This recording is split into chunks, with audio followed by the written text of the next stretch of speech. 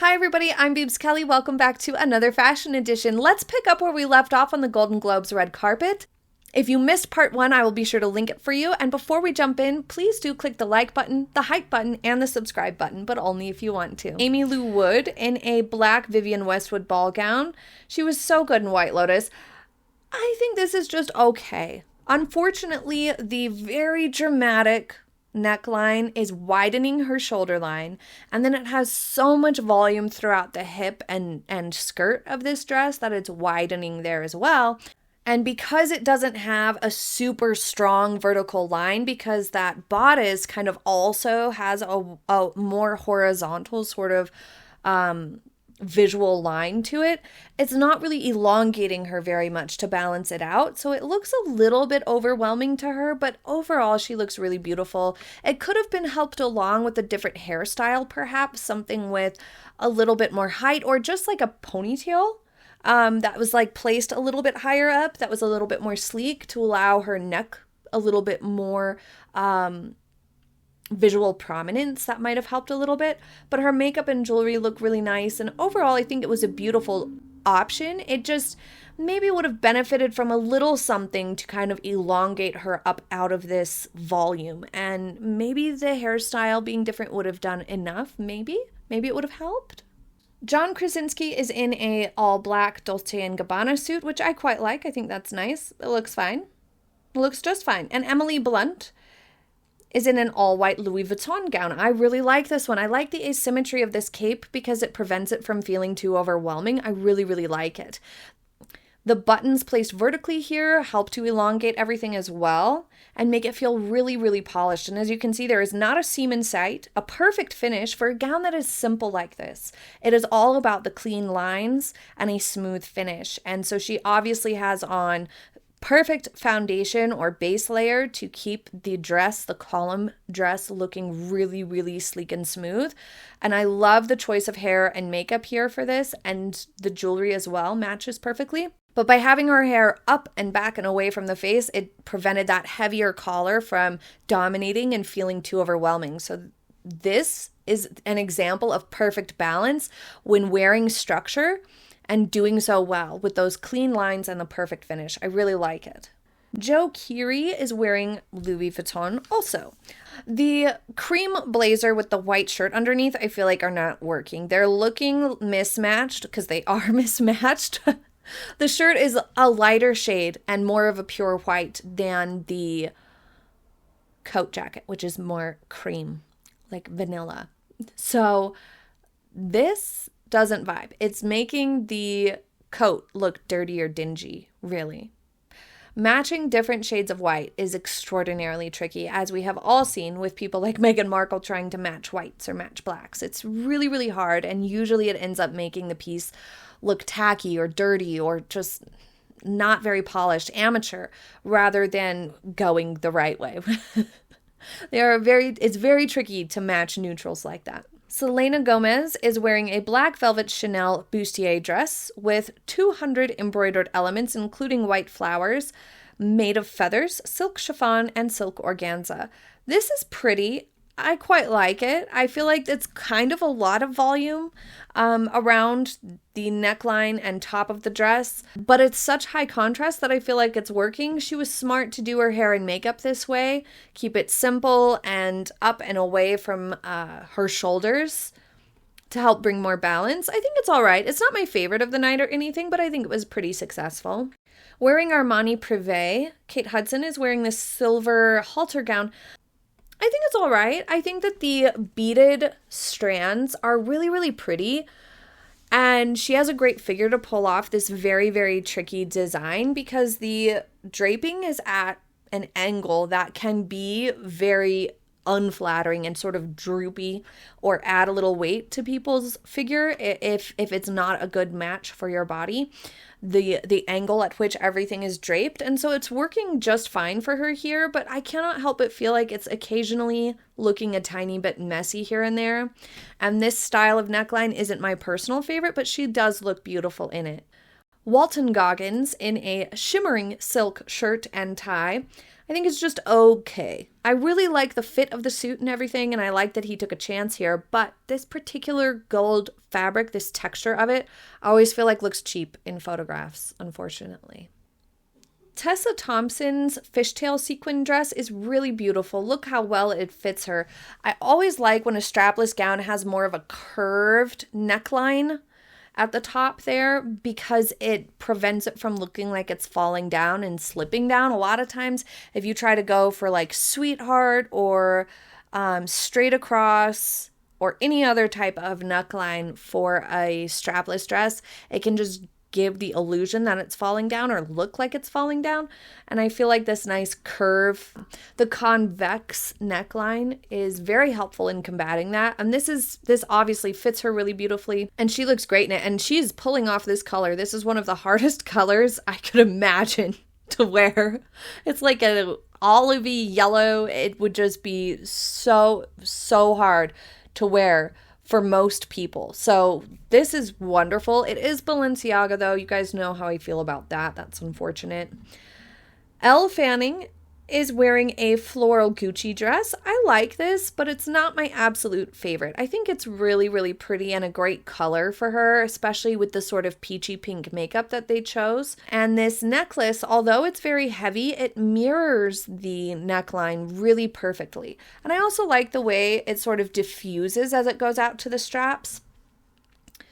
But this particular silhouette does widen the shoulder line just a tad, and so I feel like if it had just a little bit more coverage over the shoulders, it would have looked even more flattering to her body type and create even more balance, but overall it's pretty.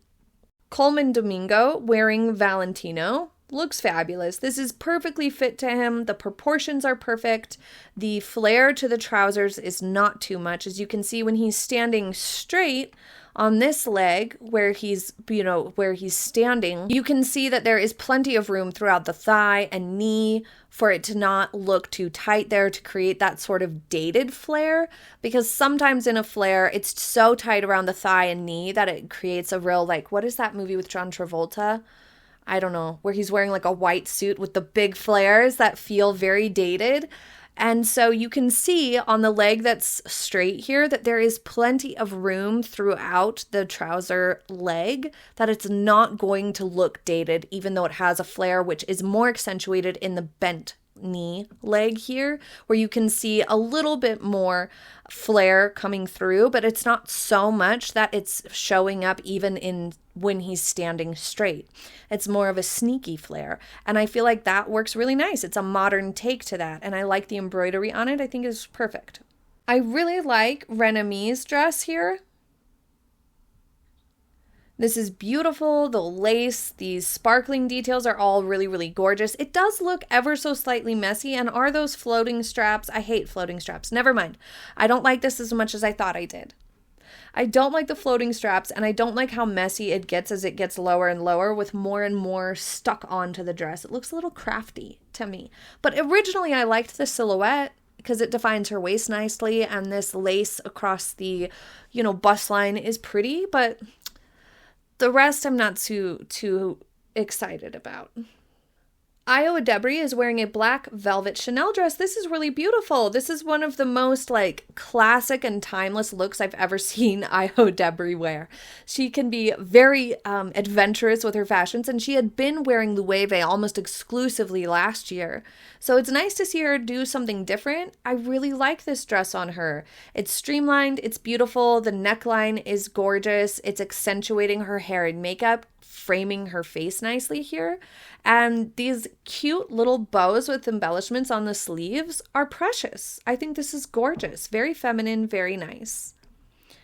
I'm not a huge fan of Patrick Schwarzenegger's styling here, but his Dolce & Gabbana suit looks really nice.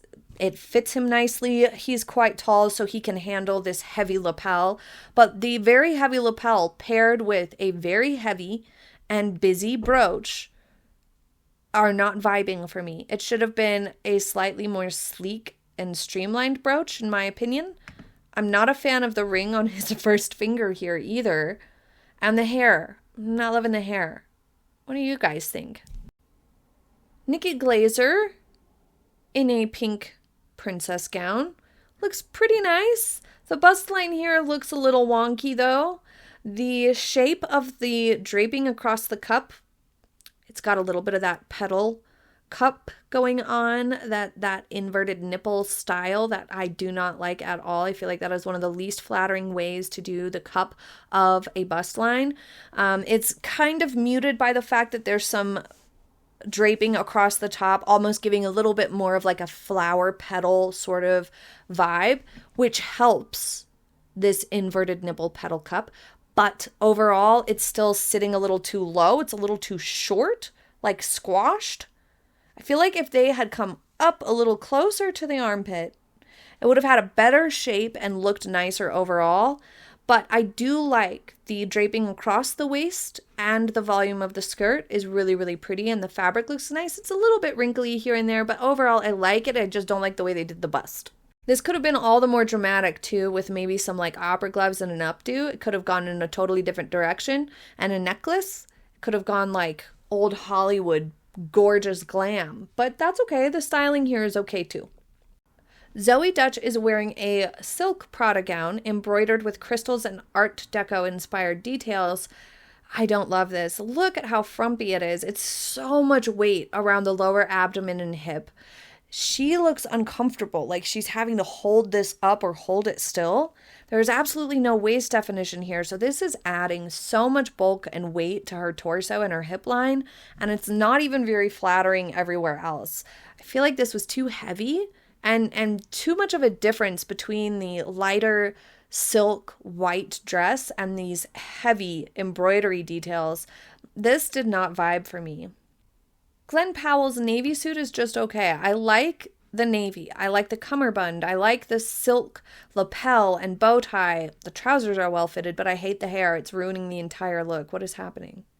But I like the blue velvet. I really do.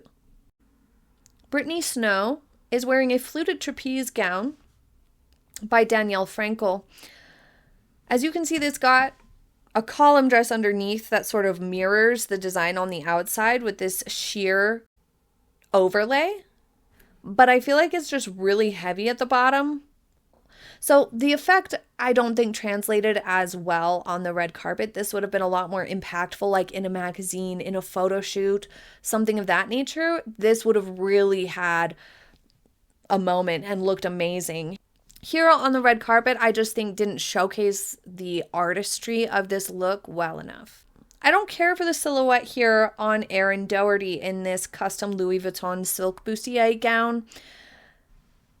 The layers going on here looks like she's wearing like a sports bra of silk underneath this dress, which looks bad. It looks tacky and amateur because it's so very obvious. Why didn't they just give it straps that matched the dress, the bodice of the dress? The weight around the hip line is just okay. It's a little bit low and a little bit heavy and stiff looking, so it's not really creating movement and balance and like balancing out her figure so much as it's just adding weight that's stiff and bulky. Unfortunately, I think this is a big miss because it's just so unflattering. It's so unflattering. I hate it. Leighton Meester's Miu Miu strapless column gown is just okay. I'm not a huge fan of this green-yellow banding across the top of this dress. Looks so out of place. It's not tied in to this dress anywhere at all. I feel like this would have looked a lot more nice if it had been tied in somehow. I'm all for an accent color, don't get me wrong, but I'm just not sure that this dress needed something that dramatic that looks that incongruous. Natasha Rothwell's ivory draped gown is okay. It's just okay. The draping across the lower abdomen and hip beneath the waistband is not flattering. Lately, we have seen a lot more dresses that have more of like a horizontal draping rather than a diagonal draping or something that has more vertical angle to it. We've seen a lot of stuff that's a little closer to that 180 degrees, just horizontal angles that are just not enough to be flattering. And here it's almost making her hip line it looks bulky and frumpy, like there's a lot of weight there, but it's also not widening it at all either. So then it's making that extra volume around those sort of droopy sleeves just make her look very top heavy here. This is unfortunate. I don't like anything about this. It looks messy and I hate it. I also don't like Chris Perfetti's Christian Cohen suit here. I don't like anything about this. The color I like, okay, but like the length of this suit jacket is so long. Look how short his legs look. It's throwing his proportions too far off. If this was much shorter, it would have been much more flattering to him. And then the silk here, as you can see, is kind of rippling and puckering here and there. So it's kind of making the look overall a little too messy. I think this is another instance where it would have been more impactful in a photo shoot where maybe it's worn open or something like that to add drama, but not throw the proportions so far off here. This wasn't very flattering for him, unfortunately. Amelia Gray's Swarovski gown is very beautiful here, but it's almost a little bit messy across the cup.